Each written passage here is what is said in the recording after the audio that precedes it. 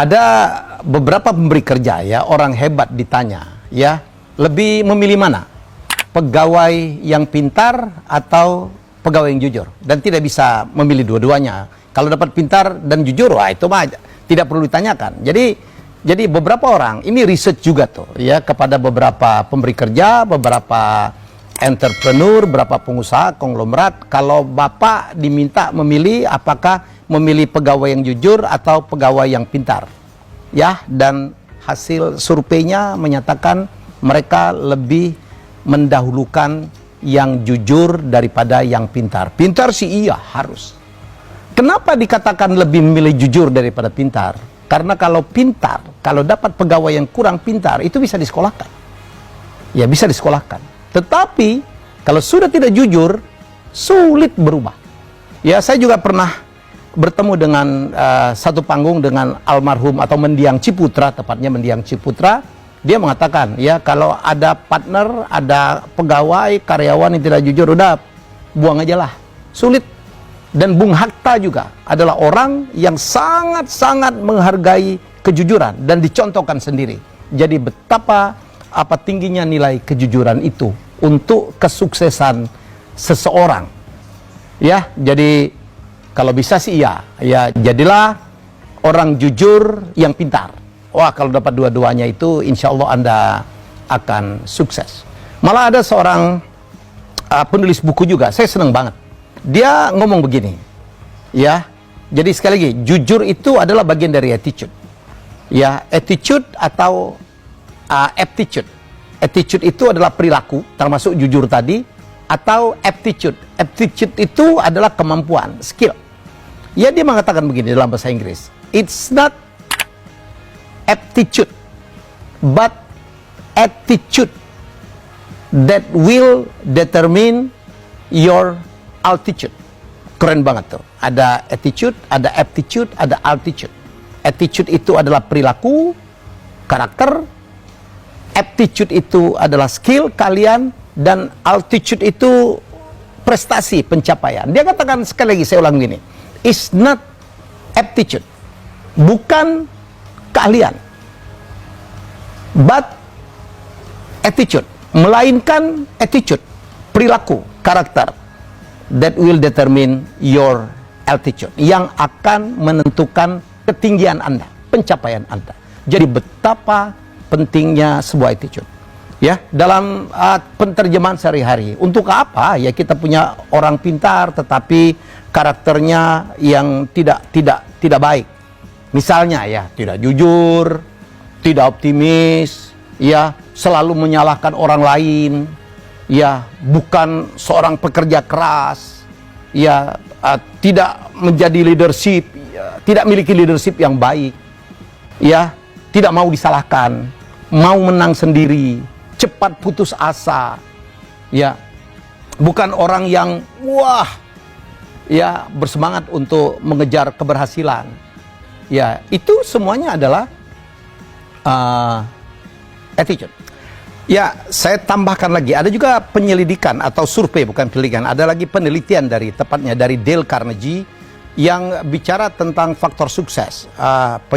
Penelitian itu mengatakan bahwa faktor sukses itu 15% ditentukan oleh technical skill. Technical skill itu skill ya, keahlian teknik lah. Jadi kalau Anda dokter, kemampuan Anda mengobati, menganalisa, menulis resep dan sebagainya. Kalau Anda seorang arsitek, adalah kemampuan Anda membuat desain ya, dan sebagainya. Kalau Anda seorang ahli hukum, kemampuan Anda untuk mencari pasal-pasal, ya, memahami persoalan-persoalan perundang-undangan, itu semuanya adalah technical skill. Tapi sekali lagi, faktor sukses technical skill itu adalah hanya 15%. Sisanya 85% itu dipengaruhi oleh soft skill.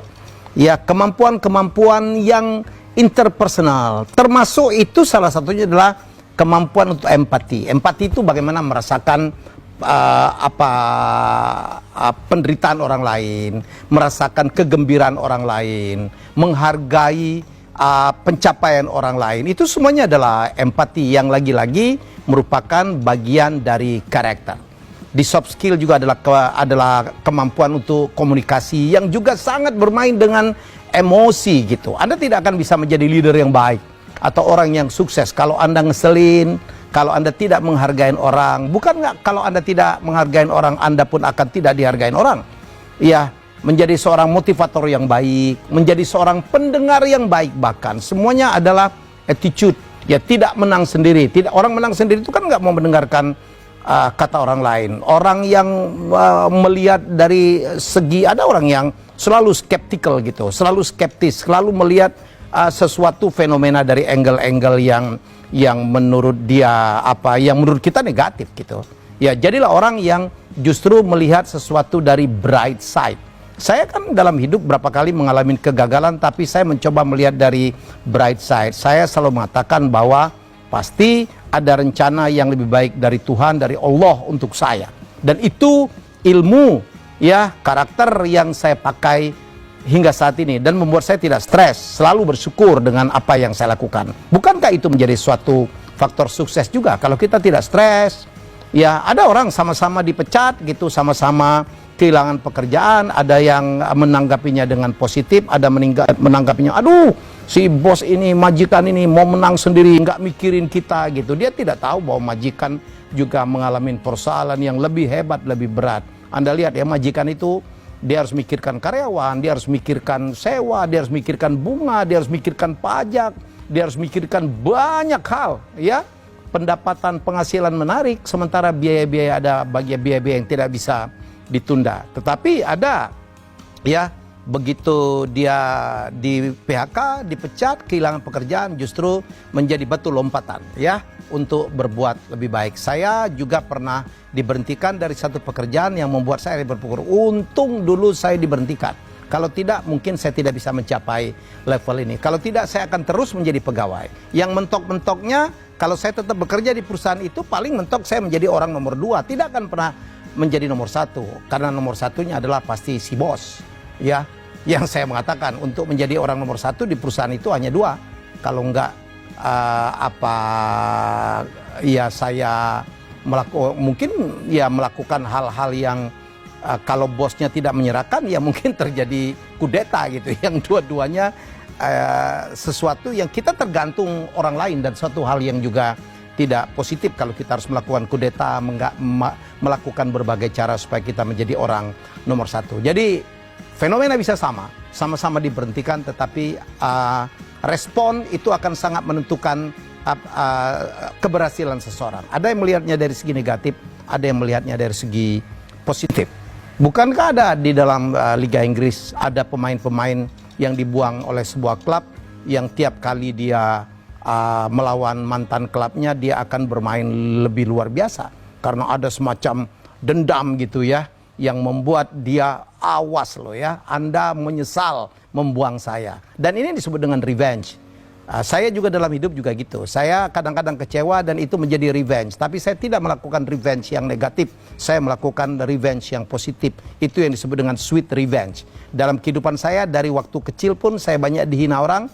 Karena bapak saya hanya seorang pedagang kaki 5. Ya, saya tidak punya motor, tidak punya mobil. Ya, itu yang membuat saya mempunyai dendam dalam hati saya. Saya akan buktikan bahwa saya tidak pantas untuk dihina. Dan itu menjadi sebuah dendam yang sangat positif, yang membuat saya sangat kompetitif dan mencapai beberapa prestasi. Jadi saya balik lagi ke depan tadi, betapa pentingnya pendidikan karakter. Betapa pentingnya kita mempunyai karakter yang baik, yang kadang-kadang menjadi penentu keberhasilan kita jauh lebih besar dari kemampuan atau skill kita.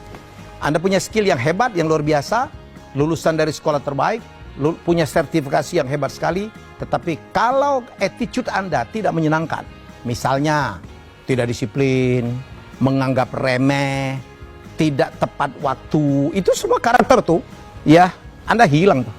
Anda hilang. Klien Anda akan lari satu persatu. Nggak mau mengaku salah, ya, tidak ada jiwa untuk memberikan kepuasan yang terbaik kepada pelanggan. Selesai itu. Ya, jadi sekali lagi, ini tips dari saya, inspirasi dari saya. Mari kita membangun karakter yang baik, yang saya percaya betul ini adalah faktor yang jauh lebih menentukan untuk faktor sukses Anda.